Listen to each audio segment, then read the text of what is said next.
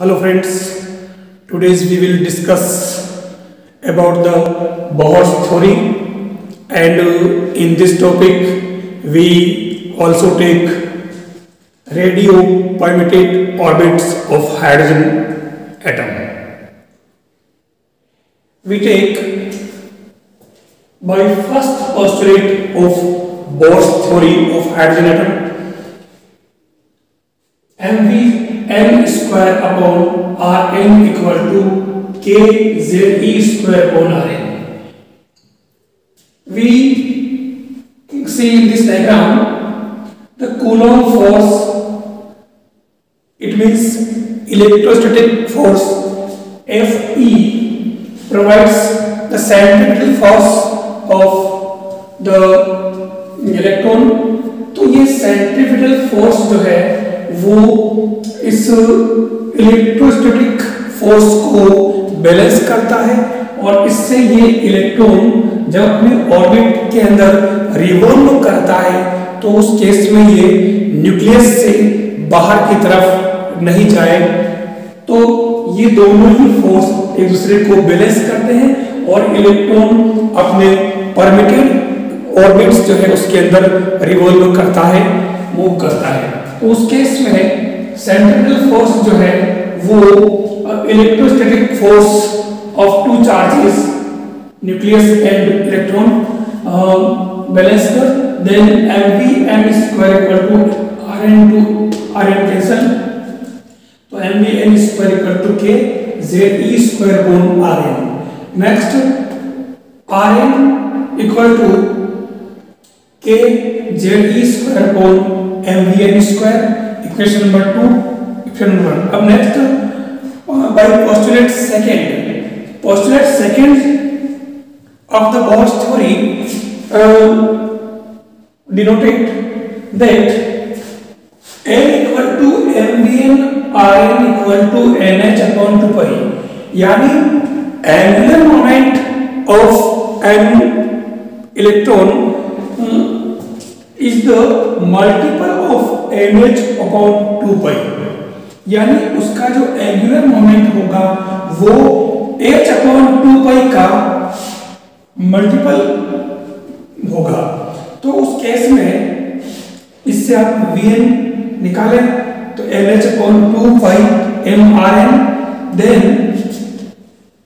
Equation number 2 से हम rn लाएं k ze square upon m और इस vn स्क्वायर की वैल्यू जो है हम वापस यहां से पुट करें तो ये vn और ऊपर स्क्वायर सोल्व करें तो यहां rn स्क्वायर बनना, rn to rn cancel and m to m cancel, then rn equal to n square h square in cross multiplication and k ze square 4 pi square m in upon side, then rn equal to n square h square upon 4 pi square m की ze square। ये जो है nth orbit की radius का formula derive किया। अब इससे आप देखें कि यहाँ n square upon z both are variant and remaining terms of this formula can be constant, then rn equal to n square upon z and this is equal to 0.529 angstrom, क्योंकि h is the Planck constant by quantum theory and k is equal to 1.4 pi epsilon 0 and m is the mass of electron and e is the charge of electron 1.6 into 10 to the power minus 9 coulomb, then rn equal to n square upon z into 0.529 angstrom। ये जो final formula है हम इससे अलग अलग orbit की जो भी ऑर्बिट परमिट किया है उस ऑर्बिट की रेडियस हम n की जो वैल्यू है जो प्रिंसिपल क्वांटम नंबर है वो यहाँ पुट करके हम अलग अलग ऑर्बिट्स की रेडियस फाइंड कर सकते हैं। z जो है वो हाइड्रोजन एटम के लिए 1 हो जाएगा क्योंकि z एटॉमिक नंबर है। Then clearly the radii of permitted orbits are proportional to m square। आप देखें जेड भी एक तरह से एक किसी स्पेशल जो है एटम है उसके लिए कांस्टेंट हो जाएगा। तो आर जो है proportional to N square, therefore increases in the ratio of 1:4:9:16, where n is the principal quantum number. Next, in this topic, I mean in Bohr's theory of hydrogen atom, we take velocity of an electron, it means permitted electron is this. We derive by first postulate of Bohr's theory, mv square n upon rn equal to k ze square upon rn square, जो पिछले वाले उसके अंदर अपन ने निकाला radius के लिए वही फॉर्मूला, इससे mvn स्क्वायर निकाला k ze square upon rn, this implies rn equal to k ze square upon mvn square. Next by postulate of second postulate जो है वो angular moment L equal to mvn rn equal to nh upon 2 pi, then vn equal to nh upon 2 pi m rn, and rn we have already find in previous video, rn equal to n square upon j h square upon this, तो ये value already हमारे पास में find है। तो इसको हम rn को यहाँ पुट करें तो ये rn 1 अपॉन में नीचे, तो ये ऊपर चला जाएगा n स्क्वायर h स्क्वायर नीचे और नीचे की टर्म है वो ऊपर, तो इसको सोल्व करें तो velocity of n permitted electron vn equal to j upon n, and बाकी की जो टर्म है वो सब कैंसिल होने के बाद में 2 pi k e square upon h ये आपके पास बचेगा। ये जो है पूरा कांस्टेंट वैल्यू है, तो इसको सोल्व करें तो पाई के ई और एच के वैल्यू पुट करने के बाद तो ये जेड अपॉन एन तो बाहर, और इसकी जो वैल्यू है वो 2.186 into 10⁶ मीटर पर सेकेंड। तो ये हमारे पास में इलेक्ट्रॉन की वेलोसिटी का फॉर्मूला है। आप यहाँ हाइड्रोजन एटम के लिए निकालना चाहें तो for hydrogen atom Z equal to 1 and radius of first orbit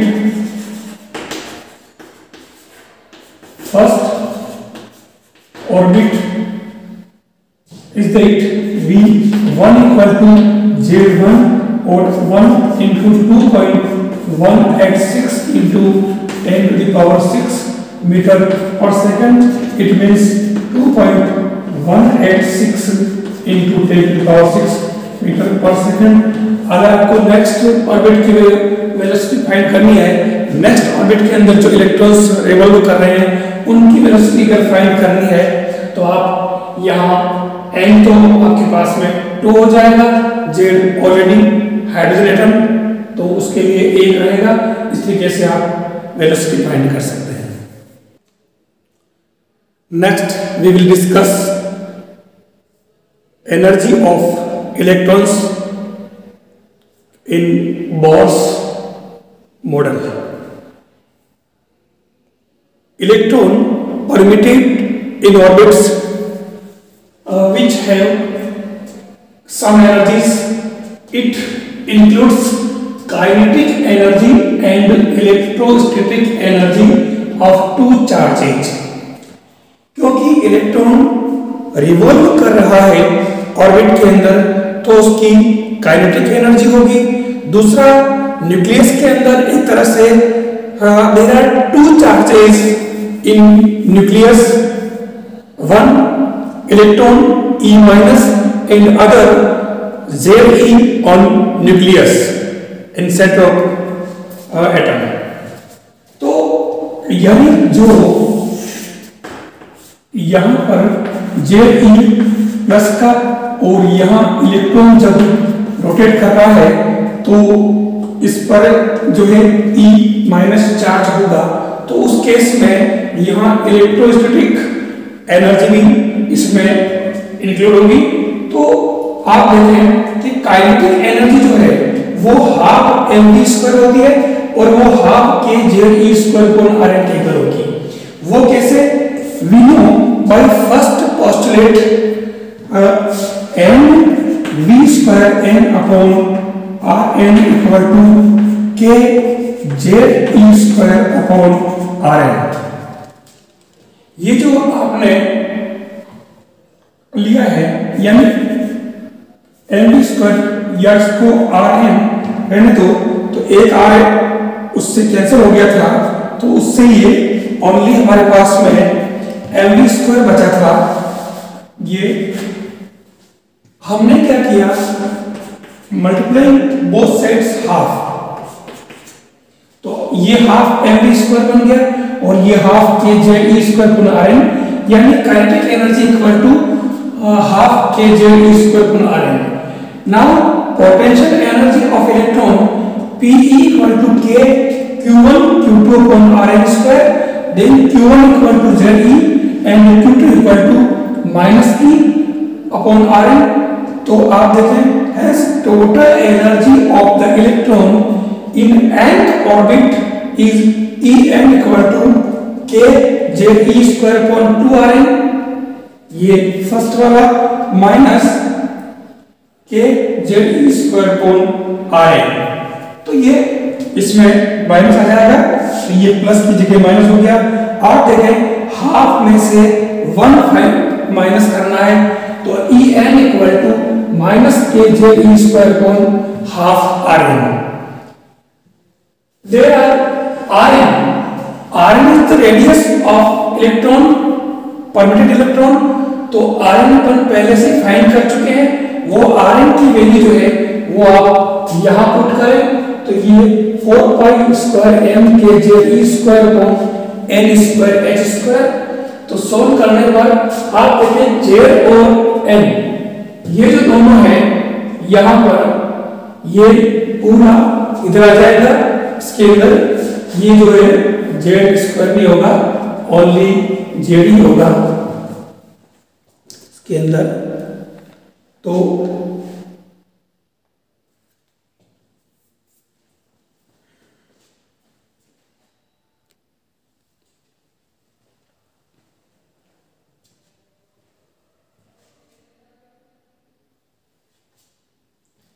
En equal to k ze square upon 2rn minus k ze square upon rn। Now we find En equal to minus, यानी कि minus कर लेने के बाद में minus k Z square upon 2rn and rn is the radius of electron we have already found. तो rn की value यहां पर आप पुट करें, तो rn अपॉन में है, तो ये रिवर्स रेसिप्रोकल हो जाएगा। तो En equal to minus 2 pi square m k square z square z derive times z square e4 upon n square h square. Now here z square upon n square are variation in this formula and other all quantities are constant। तो इन सभी की value put कर लेने के बाद में constant value की, तो हमारे पास z स्क्वायर माइनस का upon n square into 13.6 electron volt हमारे पास फाइनल इसका जो एनर्जी का फॉर्मूला मिला। आप इसके अंदर देखें, आप अगर चाहें फॉर हाइड्रोजन एटम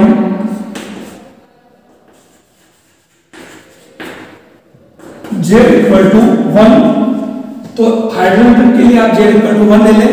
अब हाइड्रोजन एटम की फर्स्ट जो ऑर्बिट है उसके अंदर जो इलेक्ट्रॉन मूव कर रहा है उसकी एनर्जी, तो आप n इक्वल टू 1 ले लें, तो ये हो जाएगा E1 इक्वल टू माइनस का 13.6 इलेक्ट्रॉन वोल्ट। अब इस तरीके से जैसे जैसे आप आगे बढ़ेंगे, हाइड्रोजन में तो एक ही ऑर्बिट होता है, तो नेक्स्ट बाकी एटम चेंज करें, तो हर एटम के लिए अलग अलग अगर जैसे जैसे आप एनर्जी निकालेंगे तो वो उस तरीके से एनर्जी जो है वो बाद में बढ़ती जाएगी। इस तरीके से आप उसके अंदर सबकी एनर्जी फाइंड कर सकते हैं इस फॉर्मूले में वैल्यू पुट करके। थैंक्स।